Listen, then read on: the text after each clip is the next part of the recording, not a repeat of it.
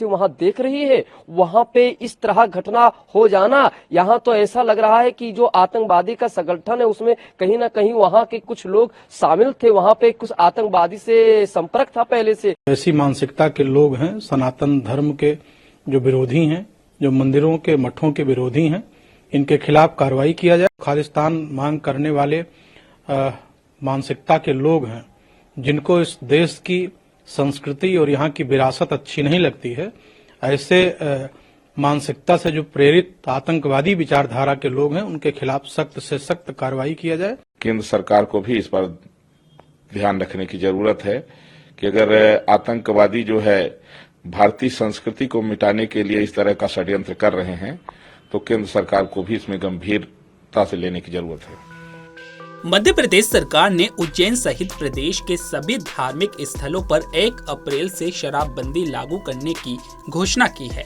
मुख्यमंत्री डॉक्टर मोहन यादव ने घोषणा को राज्य की सांस्कृतिक और आध्यात्मिक विरासत को संजोने की दिशा में एक महत्वपूर्ण कदम बताया था। इसी कड़ी में जूना अखाड़ा के महामंडलेश्वर स्वामी शैलेशानंद गिरी ने सीएम मोहन यादव से एक और मांग की है। सुनिए क्या कुछ कहा। ISI के द्वारा जो मठ मंदिरों का हमला हुआ है वहां अमृतसर में, यह बहुत निंदनीय है और बहुत बड़ा अपराध है। इस अपराध का कोई भी जितना भी दंड अगर मिल जाए उतना भी बहुत कम है। वहाँ जो अमृतसर जो वहाँ सरकार है, वहाँ सरकार से मांग करना चाहता हूँ कि इस तरह हमारे हिंदू देवी देवता की जो मंदिर है वो तोड़े जा रहे हैं और वहाँ की सरकार एकदम कायरता के जैसे वहाँ देख रही है, वहाँ पे इस तरह घटना हो जाना, यहाँ तो ऐसा लग रहा है कि जो आतंकवादी का संगठन है उसमें कहीं ना कहीं वहाँ के कुछ लोग शामिल थे, वहाँ पे कुछ आतंकवादी से संपर्क था पहले से, इसीलिए इस तरह मंदिर को निशाना बना करके तोड़ा गया है। ये बहुत बड़ा हमारे हिंदू मानस को, हमारे साधु संतों को बहुत बड़ा चोट पहुंचा है। यह चोट इतना पहुंच चुका है, हमेशा लगातार जब भी देखा जाए तभी घटना यही मिलता है कभी कभी कि ISO के द्वारा मंदिर में तोड़ना। ये ऐसा घटना जब सुनने में मिलता है तो छाती और कलेजा फट जाता है। इस तरह हमारे हिंदू देवी देवताओं के मठ और मंदिर का ही ऐसा क्यों होता, हमारे हिंदुओं के साथ आस्था में चोट क्यों पहुंचता है? इस तरह चोट पहुंचाना बहुत गलत है। वहां के सरकार को मैं कहना चाहता हूं कि एक्शन लेना चाहिए और जिस तरह एक मंदिर का हिस्सा टूटा गया है उसको पूरे तरीके से निर्माण चाहिए करना, जैसे पहले मंदिर था वैसे होना चाहिए। अगर ऐसा नहीं होगा तो हम सभी साधु संत अनशन पे बैठेंगे और आंदोलन करेंगे।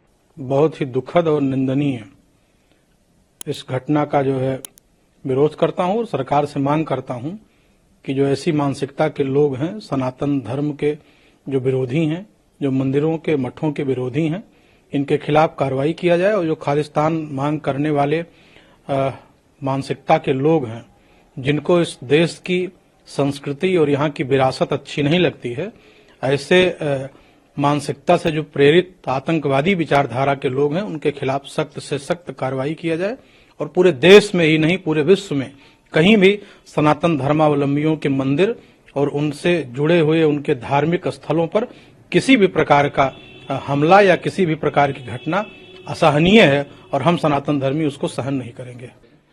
दुर्भाग्यपूर्ण है कि पंजाब के अमृतसर में हिंदू मंदिर ठाकुर द्वारा मंदिर को ISIS खूंखार इस्लामिक आतंकवादी संगठन के लोगों के द्वारा जो है तो निशाना बनाया गया, जिसमें एक हिस्सा उसका क्षतिग्रस्त भी हो गया है। लोगों के पास ग्रेनेड बरामद भी हुए हैं।